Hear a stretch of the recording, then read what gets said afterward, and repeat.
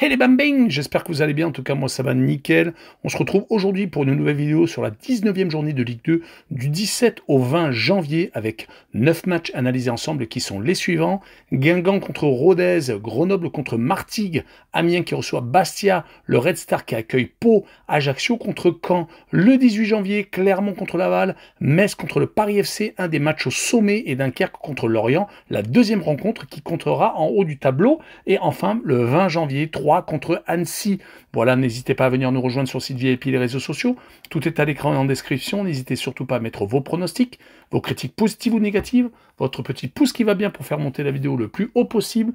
Et n'oubliez surtout pas de rejoindre la communauté qui a dépassé les 19 100.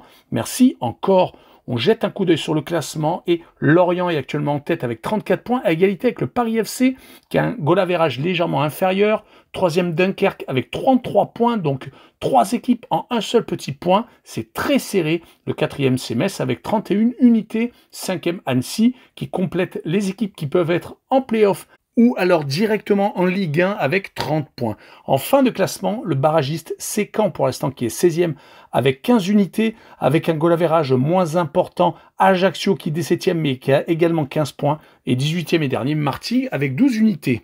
Et on commence par la première rencontre, Guingamp contre Rodez. Les Guingampais viennent de se qualifier au forceps en Coupe de France contre Sochaux au penalty après avoir fait 2 buts partout dans le temps réglementaire. Ils restent sur une bonne série actuellement, 4 matchs sans défaite, dont 2 victoires, une en Coupe de France contre Caen à la maison et une à Annecy. Une très belle opération car Annecy est au-dessus d'eux. Ils viennent d'ailleurs de recoller quasiment aux Ancéens avec une victoire 4 buts à 1. Ils ont également accroché Dunkerque qui fait partie du trio de tête et donc cette qualification forceps. Donc ils espèrent continuer contre les Ruténois qui sont 11e et qui sont plutôt sur une bonne dynamique, 2 victoires, 2 nuls et une seule défaite. C'était à la maison par contre le Red Star. À l'extérieur, c'est une formation qui ne perd plus depuis 5 rencontres, qui a réussi à s'imposer à Martigues et qui a fait 4 matchs nuls consécutifs, dont un contre le Paris FC. En tout cas, je verrai un autre match nul, 2 buts partout sur ce pronostic et je verrai les deux équipes qui marquent avec une cote à 1,59.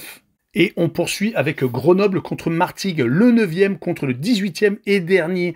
Les Grenoblois sont beaucoup mieux. Ils sont passés par beaucoup trop de phases irrégulières où ils perdaient beaucoup de matchs. Dernièrement, ils s'étaient inclinés contre le Red Star, contre Amiens et contre Cannes, un club de National 2 en Coupe de France. Mais ils viennent de gagner Bastia et Caen. Ça leur permet donc de remonter au milieu du classement. Du côté de Martigues, ça continue. Des défaites à domicile qui ne sont pas des vraies défaites à domicile. Ils jouent à Guignon sur terrain neutre car leur stade n'est pas encore homologué. En tout cas, ils viennent d'essuyer une nouvelle défaite après avoir gagné de façon assez spectaculaire au Paris FC 2 buts à 1. C'est une équipe qui est largement meilleure à l'extérieur qu'à domicile. Car à la maison, entre guillemets à la maison, ils n'ont fait qu'un seul match nul et que des défaites à l'extérieur. Ils se sont déjà imposés à Annecy, donc au Paris FC, et ont fait quelques matchs nuls à droite et à gauche. Sur cette rencontre, je verrai une victoire 2 buts à 1 de Grenoble et je verrai les Grenoblois marquer le plus de 1,5 buts sur le match, car à l'aller, ils s'étaient imposés 4 buts à 0 avec une cote à 1,66. Le match suivant est Amiens contre Bastia, le 13e qui accueille le 8e. Il n'y a que 2 points d'écart entre les deux équipes. Le milieu de tableau est très resserré. Tout le monde a encore ses chances, même si cela commence à s'éloigner pour les 5 premières places. Par contre, pour la relégation, il est temps de prendre ses distances. Mais quand on voit les derniers résultats de Amiens, c'est très compliqué. Une élimination contre Taon-l'Étape, une équipe de National 3, et 3 défaites consécutives contre Laval, contre Troyes et contre le Paris FC. Beaucoup trop de buts encaissés. Ils vont jouer à la maison, par contre, contre une équipe de Bastia qui vient de se faire éliminer par Nice, pensionnaire de Ligue 1 en Coupe de France. Un peu à l'arrache, ils ont loupé un pénalty, rappelons-le, et ils ont surtout réussi à s'imposer 4 fois sur les 5 dernières réceptions, mais c'est une équipe qui, avant cette défaite contre Nice, était plutôt invaincue quand elle recevait. À l'extérieur, ce n'est pas la même chose, c'est même totalement l'inverse, car il faut remonter un déplacement à Martigues, donc à Guignon, pour voir une victoire de Bastia. C'était le 30 août. Mais sur cette rencontre, je verrais bien un 0-0 entre les deux formations, avec le home no bet et le match nul rembourser ses victoires de Amiens à la maison, et une cote à 2,10. On continue avec Red Star contre Pau, le 14e qui reçoit le 10e, seulement 2 points d'écart entre les deux équipes. Le Red Star qui est promu était très mal parti en début de saison, mais ils ont réussi à se rattraper car maintenant ils prennent leur distance avec le barragiste et le premier relégable. Ils ont maintenant 7 points d'avance, surtout qu'ils viennent de gagner Rodez, également Grenoble, et ils ont fait match nul contre Bastia et contre Laval. Donc, ils vont espérer confirmer contre Pau, qui reste également sur 3 matchs sans défaite, une victoire contre Ajaccio qui est relégable, et 2 matchs nuls contre 2 prétendants à la montée, Metz et Dunkerque. Je verrai donc sur ce match une victoire des banlieusards parisiens 1-0, et je verrai le draw no bet et le pari remboursé si match nul, et une cote à 2,01. Le match suivant est un match de la peur. Ajaccio contre Caen, le 17e contre le 16e est barragiste. Ils ont le même nombre de points. Ajaccio est en train de couler tout doucettement, ce qui n'est pas normal pour un club qui a été en Ligue 1 il n'y a pas si longtemps que ça. Il reste sur 4 défaites consécutives. Un seul but marqué sur ces 4 rencontres, c'était contre Annecy. Sinon, 3 défaites vierges de buts contre le Paris FC, contre Pau et contre Bastia dans un match qui a senti la poudre car match aller, et c'était en décembre qui avait été déjà reporté. Il y avait eu 0-0. Ils continuent d'enchaîner les piètres prestations. Leur dernière et seule victoire sur les 10 derniers matchs de Ligue 2, c'était contre Clermont. Et cela remonte déjà au 8 novembre. Du côté de Caen, ce n'est pas beaucoup mieux. Cela remonte à très longtemps. Le dernier match qu'ils ont gagné dans l'antichambre de l'élite française, c'était contre Bastia le 2 novembre. Depuis ces 6 matchs sans victoire, avec tout de même beaucoup de défaites, 5 exactement, avec un petit match nul.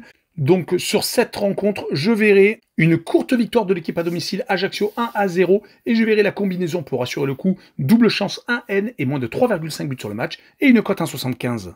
Le match suivant est Clermont contre Laval, le 12e contre le 6e, 6 points déjà d'écart entre les deux équipes. Les Clermontois viennent de se rattraper lors des 2 derniers déplacements à Caen et à Martigues, 2 équipes en difficulté. Ils ont pris le maximum de points, 6, c'est-à-dire que 2 victoires à 1-0 ont suffi. Ils ont été par contre éliminés en Coupe de France au pénalty par Sochaux, un club de national. Mais en Ligue 2, ils ont donc rectifié le tir. 2 matchs nuls, 2 victoires et une seule défaite, c'était à Annecy, sur les 5 derniers matchs. Leur adversaire du soir, Laval, n'est pas en reste. Ils viennent certes de se faire éliminer en Coupe de France à Toulouse, pensionnaire de Ligue 1, mais ils avaient fait de très bonnes prestations juste avant, restant sur un certain nombre de matchs sans défaite. Il fallait remonter à une réception de Clermont, et c'était déjà en octobre, fin octobre même, pour trouver trace donc d'un revers. Sur ce match-là, je verrais bien un partage de points et faire un 0-0 avec les 2 équipes qui ne marquent pas et une cote à 1,98.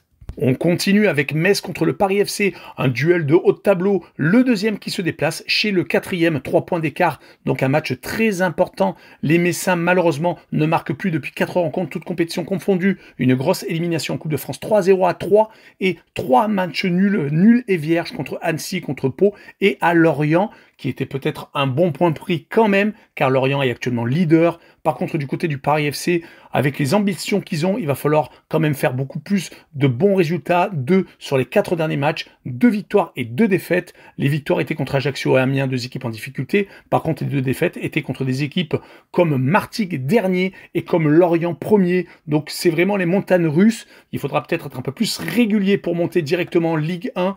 En tout cas, sur cette rencontre, je verrai un 0-0 entre les deux formations avec les 2 équipes qui ne marquent pas et une cote à 1,87.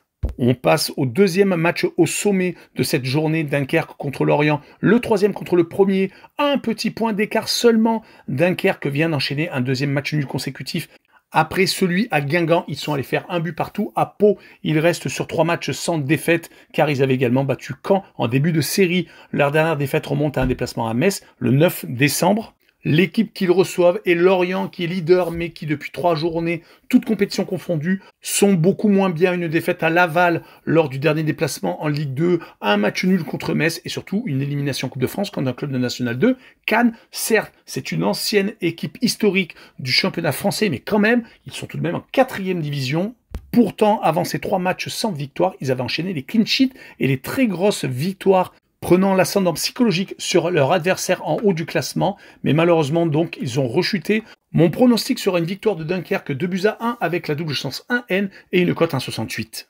Et on finira cette vidéo avec 3 contre Annecy. Les Troyens viennent d'éliminer une équipe de Ligue 1, Rennes, confirmant un peu leur regain de forme. Même s'ils ont perdu la dernière journée à Rodez, ils avaient réussi un paquet de clean sheets consécutifs, battant Metz en Coupe de France, assez largement plus 3-0, gagnant 3-0 à Amiens également, 4-0 contre Martigues. Donc ce 1-0 contre Rennes montre qu'ils sont vraiment très forts, surtout qu'ils vont jouer à domicile, contre Annecy qui est 5e, qui vient de se faire éliminer par un club de National 2 au pénalty, le Stade Briochin, qui avait perdu juste avant contre Guingamp. Est-ce que c'est un peu trop haut pour eux, cette 5e place? Je ne sais pas, en tout cas, ils ne sont qu'à 4 points de la tête, donc rien n'est perdu, surtout qu'ils avaient réussi à s'imposer lors du dernier déplacement à Ajaccio 2-1.